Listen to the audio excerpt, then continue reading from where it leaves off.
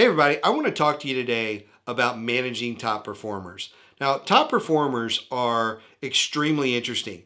Some of them kind of blend into the crowd and you'd never know the difference. Some of them have bigger egos or attitudes or different things like that.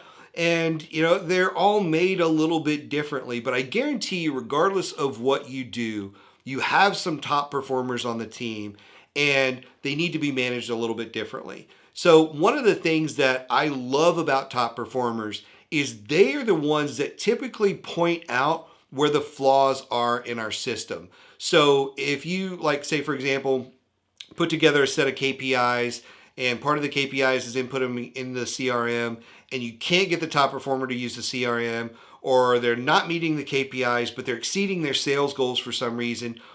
It's not a person problem. It's something about either the way the KPIs are set up or the CRM. There's something technology related or process related that is frustrating them and creating a roadblock. So we first go back to the process. And the way I do this is to simply sit that person down and say, hey, we've got this standard here. Here are the KPIs and other stuff. Why aren't you doing that? And they'll most of the time just tell you, oh, it sucks. I hate the CRM. The CRM asks all these questions we don't need. Every field is mandatory. I don't feel like it matches up with my sales process, and it gets really frustrating. And I'm trying to make phone calls, not put stuff in the computer. And, I've been doing this through Outlook my whole life, or however, right? And so part of it could just be a training issue. But their non-use of the system points out that there is a system issue, even if it's a training issue.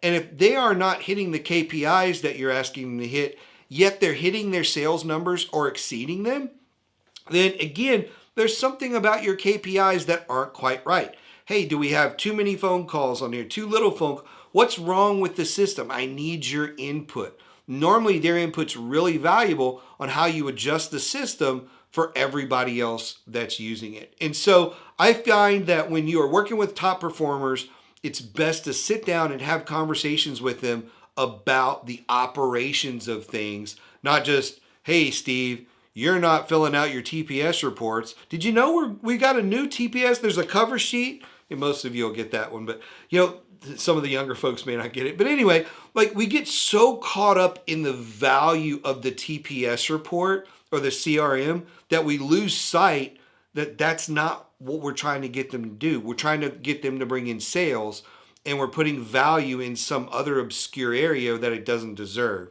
And so we just need to recognize that and manage appropriately with that. Or else, if you try to manage on the person and be like, Bob, fill out the TPS report. Come on, the TPS report, it's the most important thing in your life. At some point, Bob's going to say, screw you and this company, I'm out of here, because you guys don't know what's important. Bringing in sales are what's important. And here's how I go about making that successful. Now, here's the other thing. I don't hold every salesperson to the same set of KPIs. When I look at the salespeople, I'm focused on your quota and how you get to the quota, but how you get to it's different for everybody else. If I'm the closer versus somebody who's brand new, I guarantee you my close rate, or let's say whether I'm doing it verbally or whether I'm doing that through RFPs, my close rate or conversion rate is going to be higher than somebody brand new. So the set of KPIs that I need to be focused on are very, very different than somebody who just got in the business, somebody who's trying to build up relationships and build a long-term pipeline. Their focus and their KPIs should be almost completely different than mine, the experienced guy who's been doing this for a really long time, already has an established pipeline, already has established customers, already has existing business and all that kind of stuff. My KPIs should look different than the other person. So we can't manage everybody on the team based on the exact same set of numbers. Now, they could be the same 5 categories, but the numbers themselves are probably all different. So the amount of phone calls I have to make versus Bob, the new guy, are probably drastically different. So in order to hit my goals, if I put all the numbers through my pipeline, to hit my goals, I may have to make 10 calls a day where he has to make 30 Okay, it's just that simple. So manage people individually and massage their numbers. Look for roadblocks that are stopping them from being performers, things that frustrate them, especially if you've noticed you've brought in some top performers and they've only lasted a month or two, they were semi-successful and they bounced out of your company.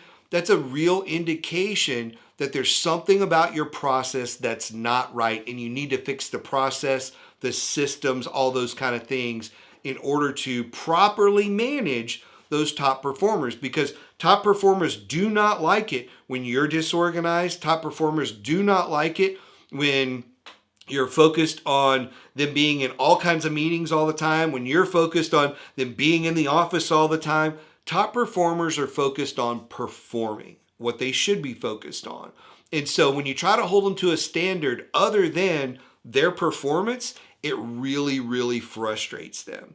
So just take all of that as some food for thought there. And if you have challenges with the systems that you've created or the top performers that you have on your team, by all means, reach out to me. I'm happy to chat with you and think through what could be the right fix for your business. So I hope you enjoyed this video, and we'll see you next time.